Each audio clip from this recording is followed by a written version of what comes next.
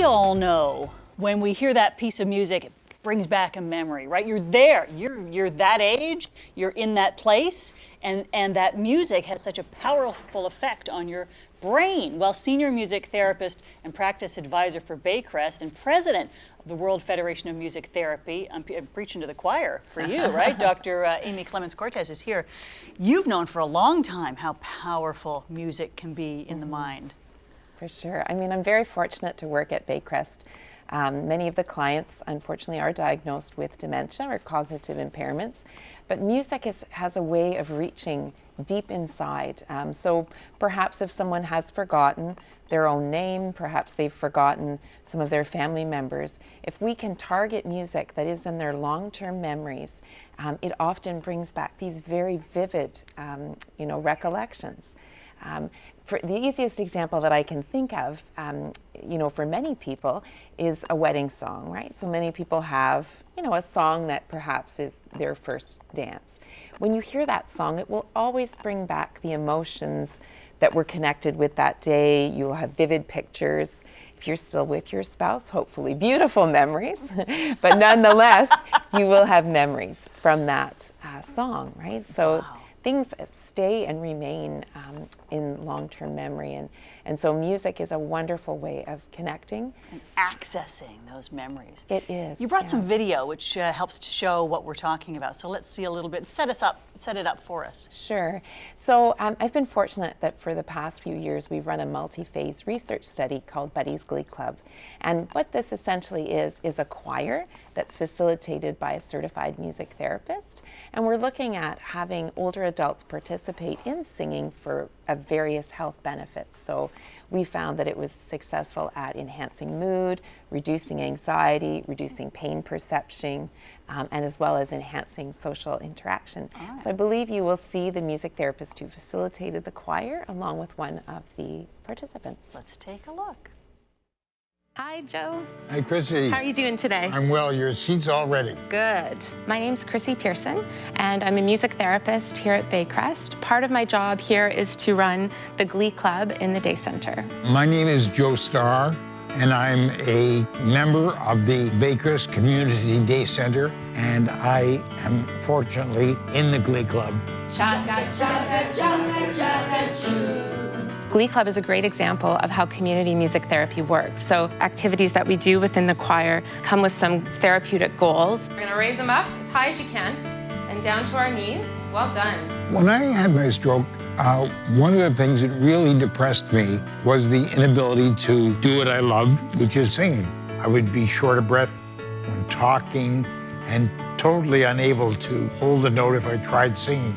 I always make everybody sit up a little straighter and sort of get their lungs ready for singing. We make sort of, what would you call them, interesting noises? Noises. Isn't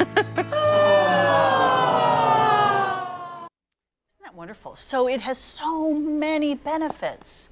Let's talk about some of these benefits. I think for me, I've been fortunate to work with people across the lifespan, and music therapy can be very effective with numerous populations. Obviously, my specialty is with older adults, but also those with terminal illnesses at end of life. And music therapy can have a significant impact, and even transformative things can happen at end of life. So one of the things that I've been fortunate to do is to write songs with people who are dying, and to leave those as legacy gifts, so to record them and to leave those for family members. Even using the recorded songs and performing them with the client and their families to facilitate relationship completion, to talk about the dying process, to help them express emotions. And music can also be very effective at reducing pain perception at end of life when sadly people can be in considerable pain. It can also help them feel less isolated, can enhance mood, can even motivate them, to be creating legacy gifts. Such a beautiful idea. That is, it must make you feel so satisfied to know you're helping people in this way. It's a very fortunate career that I feel that I've come into. At end of life, when things are so, at a crisis point, it's I feel very blessed that people welcome me into their world, and they welcome music as a tool to help them.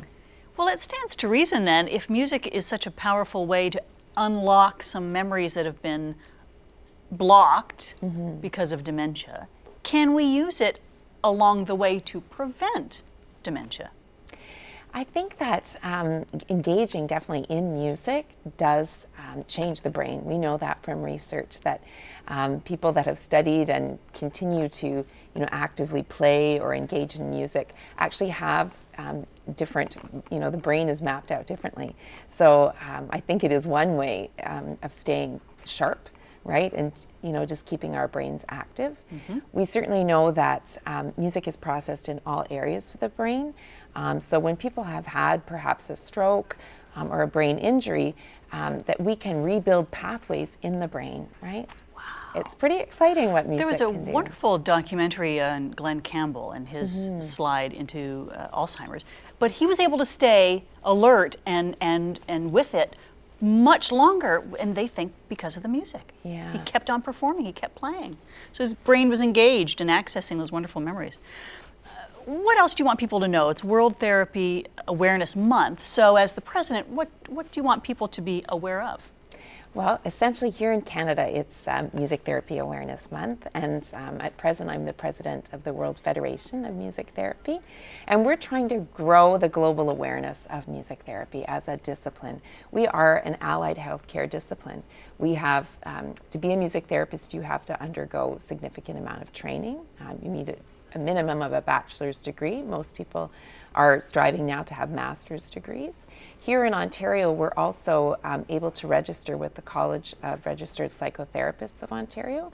So music therapy is more than just listening to music. We engage people in a variety of different techniques, from songwriting to singing to actively playing music, improvising music. Wow, Yeah. Beautiful. It's a wonderful, wonderful thing that you're doing, and I thank you so much for sharing that with us today.